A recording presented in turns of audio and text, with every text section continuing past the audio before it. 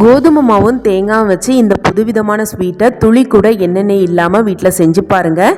வீட்டில் இருக்கிறவங்கெல்லாம் விரும்பி சாப்பிடுவாங்க. எந்த கடையில் வாங்கினீங்கன்னு கேட்பாங்க. அந்தளவுக்கு இதோட சுவை ரொம்ப வித்தியாசமாக ரொம்ப அட்டகாசமாக இருக்கும். இதை செய்கிறதும் ரொம்ப ரொம்ப ஈஸி. எப்படி செய்கிறதுன்னு பார்க்குறதுக்கு முன்னாடி இப்போ தான் நம்மளோட தக்ஷி கிச்சனை ஃபஸ்ட் டைம் பார்க்குறீங்கன்னா சப்ஸ்கிரைப் பண்ணிக்கோங்க. இந்த புதுவிதமான ஸ்வீட்டை செய்கிறதுக்கு அடுப்பை பற்ற வச்சுட்டு அடிகனமான கடாயை எடுத்துக்கோங்க. இப்போ அரை கப்பு சீனியை இந்த மாதிரி பரத்தி சேர்த்துக்கோங்க. சீனியை கலந்து விடாமல் கொஞ்ச நேரத்துக்கு அதை அப்படியே விட்டுடுங்க.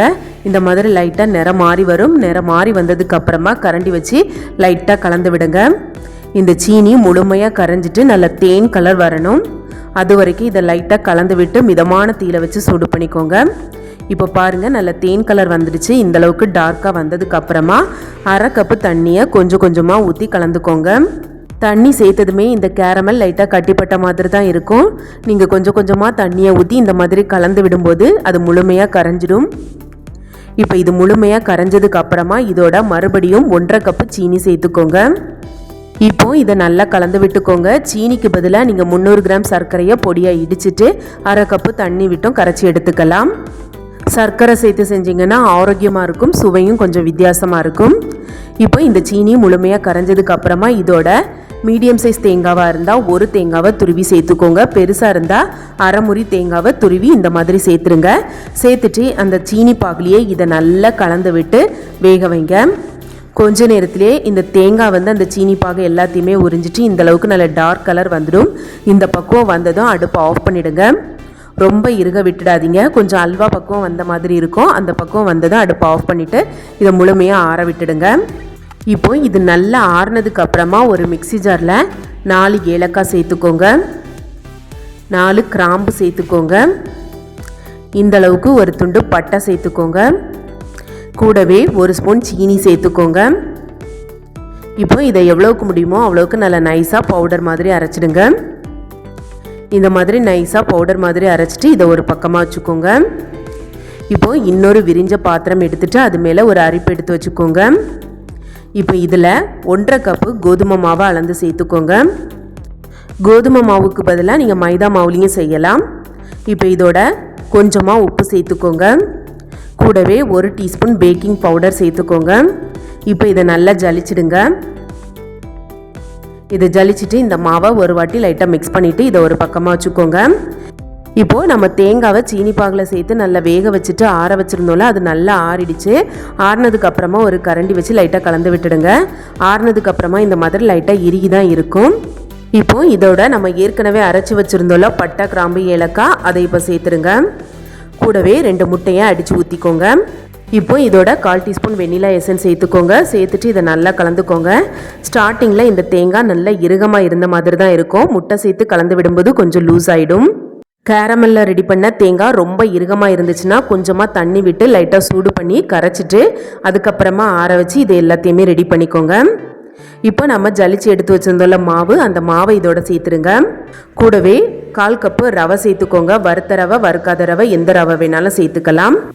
கொஞ்சம் கூட கட்டி இல்லாமல் எல்லாமே ஒன்று சேர நல்லா கலந்து விட்டுடுங்க. இது கூட எக்ஸ்ட்ராவாக தண்ணி எதுவுமே சேர்த்துக்க வேண்டாம். நம்ம சேர்த்துருந்த எல்லா பொருட்களுமே இதுக்கு கரெக்டாக இருக்கும். கலந்ததுக்கு அப்புறமா பார்த்தீங்கன்னா இந்த பக்குவத்துக்கு இருக்கணும். இப்போ இது இருக்கட்டும். இப்போ அடுப்பை பற்ற வச்சுட்டு அடிகனமான கடாய் ஒன்று எடுத்து வச்சுக்கோங்க. அதில் கொஞ்சமாக பொடி உப்பு தூவிக்கோங்க. இப்போது இந்த பூப்பை லைட்டாக பரத்தி விட்டுட்டு அது மேலே ஒரு சின்ன ஸ்டாண்டு வச்சுக்கோங்க. இப்போது மூடி போட்டுட்டு ஹை ஃப்ளேமில் ஒரு 10 நிமிஷத்துக்கு இதை நல்லா சூடு பண்ணிக்கோங்க. இப்போது இந்த மாதிரி சின்ன சின்ன கிண்ணமாக 10 கிண்ணம் எடுத்துருக்கேன். இந்த மாதிரி கிண்ணம் இல்லாதவங்க கேக் ட்ரே எடுத்துக்கோங்க. அப்படி இல்லைனா வீட்டில் இருக்கிற டீ குடிக்கிற கிளாஸ் கூட எடுத்துக்கலாம். லைட்டாக எண்ணெயை லைட்டாக தடவிட்டு அதுக்குள்ளே நம்ம ரெடி பண்ணி வச்சுருந்த மாவை இந்த மாதிரி 3/4 பங்களவுக்கு சேர்த்துக்கோங்க. அதுக்கப்புறமா இந்த மாதிரி ஒரு தட்டில் அரேஞ்ச் பண்ணி எடுத்துக்கோங்க. இப்போ 10 நிமிஷம் நல்லா கடாய் சூடாகிருக்கு. கடாய் நல்லா சூடானதுக்கு அப்புறமா இந்த பிளேட்டை உள்ளே வச்சுருங்க. இந்த கிண்ணம் எல்லாமே ஒன்றோட ஒன்றா ஒட்டாத மாதிரி பார்த்துக்கோங்க. கொஞ்சம் கேப் விட்டு அரேஞ்ச் பண்ணி எடுத்துக்கோங்க. இப்போ இதை மூடி போட்டுட்டு கொஞ்சம் கூட காற்று வெளியில் வராத மாதிரி ஒரு வெயிட்டை தூக்கி மேலே வச்சுட்டு ஒரு 20 நிமிஷம் மிதமான தீயில வச்சு வேக வைங்க. 20 நிமிஷத்துக்கு அப்புறமா மூடியை திறந்துட்டு ஒரு கத்தியால் குத்தி பாருங்கள். கொஞ்சம் கூட ஒட்டாமல் வரணும். பச்சை மாவு மாதிரி இல்லாமல் இருக்கணும். இப்போ இது எல்லாம் வெந்துடுச்சு. ஒரு 10 நிமிஷத்துக்கு அடுப்பை ஆஃப் பண்ணிவிட்டு இதை கடாயில் அப்படியே விட்டுடுங்க. 10 நிமிஷத்துக்கு அப்புறமா வெளியில் எடுத்துகிட்டு இதை கம்ப்ளீட்டாக ஆற விட்டுடுங்க. நல்லா ஆறுனதுக்கு அப்புறமா எடுத்துட்டு அந்த ஓரங்களை இந்த மாதிரி கையாலேயே எடுத்து விடுங்க.